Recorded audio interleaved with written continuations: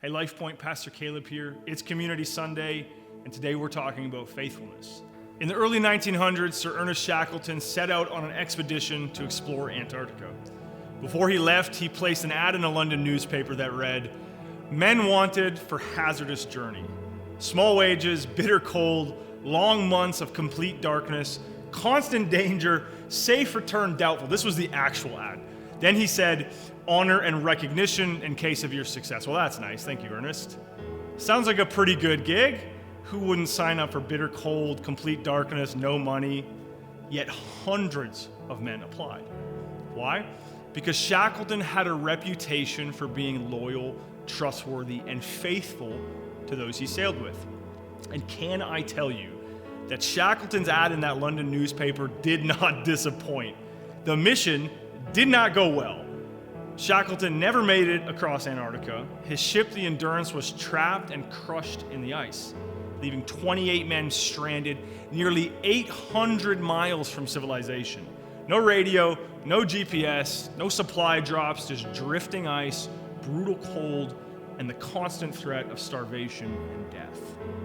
And for almost 2 years, they endured storms, hunger, monotony, danger, frustration, and immense stress, and the constant temptation for infighting. But eventually Shackleton made the daring 800-mile journey in a small lifeboat with 5 men across some of the roughest seas in the world.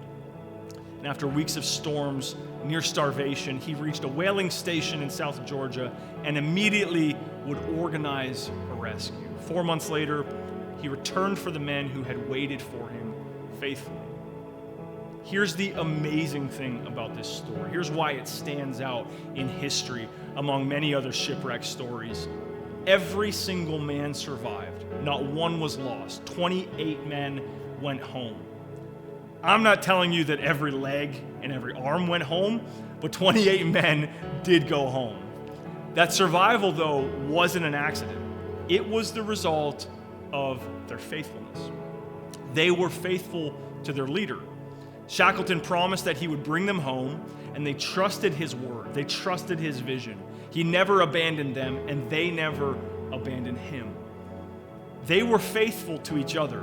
When one man was weak, the others would carry extra weight. When spirits sank, they would lift each other with laughter and songs and encouragement. See, division would have killed them faster than the cold, but their faithfulness to each other is what kept them alive. And they were faithful to the mission. See, the goal had changed. It's no longer about glory or exploration. It's now about survival. 2 years they were out there together, and every man went home. See, faithfulness is forged in the daily grind, in the hard times, the dangerous times, the slow times, and yes, even the boring times. And that's the kind of faithfulness that God is calling us to in this season. And it's certainly the kind of faithfulness that gets his attention. See, faithfulness is not about one big mountaintop moment. It's about steady obedience day after day after day, even when it feels ordinary, even when it feels costly. And the scriptures show us that this is the kind of life God honors. Look no further in Scripture than the story of Daniel as one of the clearest examples that we can find. Taken from his home in Jerusalem, forced to live in captivity in Babylon, Daniel had every excuse to compromise, but he stayed faithful, faithful to his God, praying 3 times a day, even when it was outlawed. Daniel remained faithful to his friends, encouraging them to stand firm when commanded to bow to idols. And Daniel stayed faithful to the mission, to live as a witness of God's power, even in an oppressive and foreign land. See, we think of Daniel and we focus on that lion's den moment. But Daniel's faithfulness wasn't only about the lion's den. It wasn't only proven in that big dramatic lion's den moment. It was proven long before that in quiet, daily discipline, in prayer, and building a relationship with God. And God honored that faithfulness. We know that he shut the mouths of the lions and lifted Daniel up as a testimony to kings and to nations. Could it be that because Daniel was faithful when nobody was looking, that God would show up and prove his faithfulness when everyone was looking. See, faithfulness is often revealed under pressure. It's often revealed in the storms of life, in the waiting, in the boring routines, in the fiery trials. Faithfulness is proven in these times. And God doesn't just call you and I to be faithful in those spotlight moments. He calls us to be faithful in our day-to-day, in our job, in our family, in our friendships, our relationships, and in our walk with him. Matthew 25:21 says, his master replied, "Well done, good and faithful servant. You have been faithful with a few things, so I will put you in charge of many things." One day you and I will stand before Jesus. And in that moment, the question won't be, Caleb, were you the most talented? Were you the most successful? Did you have the most recognition in life? The question will be, were you faithful?